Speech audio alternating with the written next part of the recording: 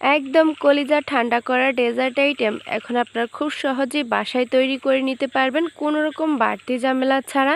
ইফতারে যদি আপনাদের এরকম একটি ডেজার্ট থাকে আর কিচ্ছু লাগবে না, আর এটি তৈরি করা একেবারেই সহজ। বাই দ্য ওয়ে, আসসালামু আলাইকুম everyone, welcome to Naba Islam kitchen. কি অবস্থা, সবাই কেমন আছেন? আশা করছি আল্লাহর রহমতে অনেক ভালো আছেন। আমিও আলহামদুলিল্লাহ আপনাদের দোয়া এবং ভালোবাসা অনেকটাই ভালো আছে। আজকের ডেজার্টটি আপনারা খুব ইজিলি তৈরি করে নিতে চাইলে ভিডিওটি না টেনে সম্পূর্ণ দেখার অনুরোধ রইল, তাহলে একদম পারফেক্ট ডেজার্ট আপনারাও তৈরি করে ফেলতে পারবেন। তো কথা না বাড়িয়ে চলে যাচ্ছে মূল রেসিপিতে। চলে এসেছি সরাসরি কিচেনে। একটা পাতিলে এখানে আমি 1/2 লিটার লিকুইড মিল্ক নিয়েছি, আর এই লিকুইড মিল্কটা আমি ভালো করে জাল করে একটু ঘন করে নিব। আপনারা চাইলে আপনাদের পরিবারের সদস্য অনুযায়ী কিন্তু আপনারা এই দুধটা বাড়িয়ে কিংবা কমিয়ে নিতে পারেন। এই দুধটা যত ঘন হবে এটার টেস্ট অনেক বেশি ভালো আসবে। তো আমি প্রায় 8 থেকে 10 মিনিটের মতো জাল করে নিয়েছি। এই দুধটা দেখতেই পাচ্ছেন একদম পারফেক্ট আছে, আর পারফেক্টলি ভাবে এটা অনেকটা কমে গিয়েছে। এখন আমি এটা চুলা থেকে নামিয়ে ঠান্ডা করে নিব।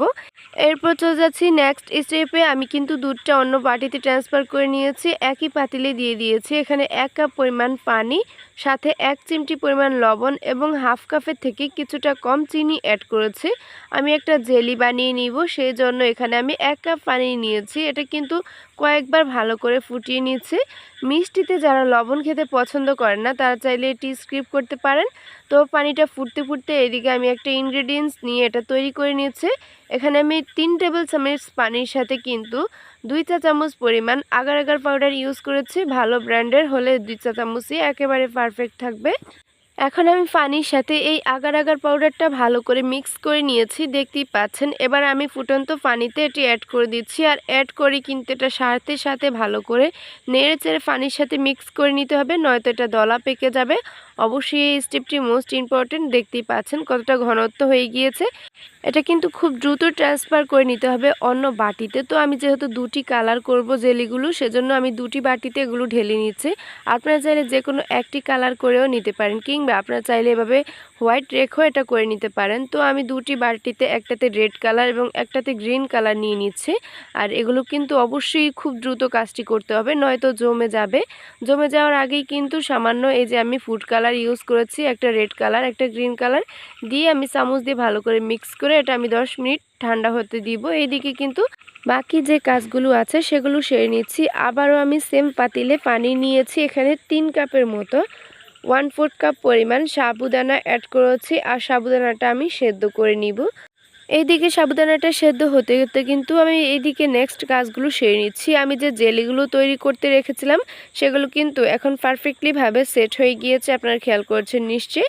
এখন একটা নাইফের সাহায্যে কিন্তু আমি এগুলো স্কোয়ার শেপ দিয়ে ছোট করে কেটে নিচ্ছি।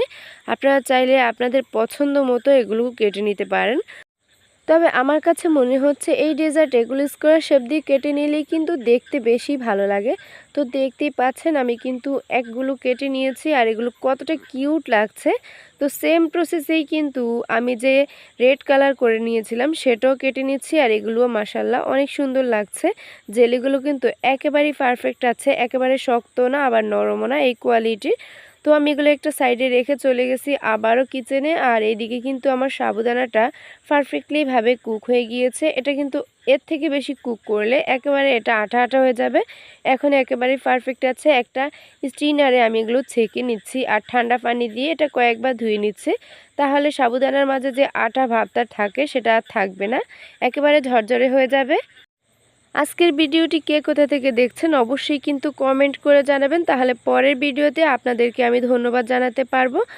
এবার আমি একটা মিক্সিং বাটি নিয়েছি, আর এখানে আমি এক এক করে ইনগ্রেডিয়েন্টসগুলো অ্যাড করে দিচ্ছি। প্রথমে আমি রেড কালার নিয়েছি, প্রথমে আমি গ্রিন কালারটা নিয়েছি, এরপর রেড কালার নিয়েছি, এরপর আমি সাবুদানাগুলো সেদ্ধ করার পর মোটামুটি 1 কাপ হয়েছে। তো সামান্য লবণ অ্যাড করেছি 1/2 চা চামচের মতো।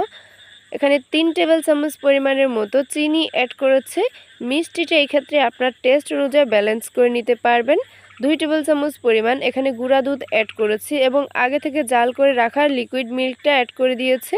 এখানে গুঁড়া দুধটি দিলে এটার টেস্ট অনেক ভালো আসে এবং একটা ঘনত্ব তৈরি হয়। এখন লাস্ট অ্যাড করে দিচ্ছি 1/2 কাপের মতো খেজুরের কুচি। আমি খেজুরটা একদম ছোট করে কেটে নিয়েছি। এখন এই সবগুলো ইনগ্রেডিয়েন্টস চামচের সাহায্যে ভালো করে মিক্স করে নিচ্ছি। এটার টেস্ট এত ভালো আসে এই খেজুরটা দেওয়ার পর কিন্তু। আর এই খাবারটি যতটাই হেলদি ততটাই কিন্তু টেস্টি, ছোট বড় সকলেরই কিন্তু পছন্দ হবে এই খাবারটি। এই খাবারটি চাইলে ব্যাচেলার আপু ভাইয়ারাও খুব ইজিলি তৈরি করে নিতে পারেন। মাত্র দুটি ইনগ্রেডিয়েন্টসই এখানে মোস্ট ইম্পর্টেন্ট, সেটা হচ্ছে সাবুদানা এবং দুধ। এই দুটি থাকলেই কিন্তু আপনারা এটি তৈরি করে নিতে পারবেন একেবারেই ঝটপটভাবে। আপনার ইফতার হবে একেবারেই হেলদি। ভালো লাগলে অবশ্যই একটি শেয়ার করে দিবেন।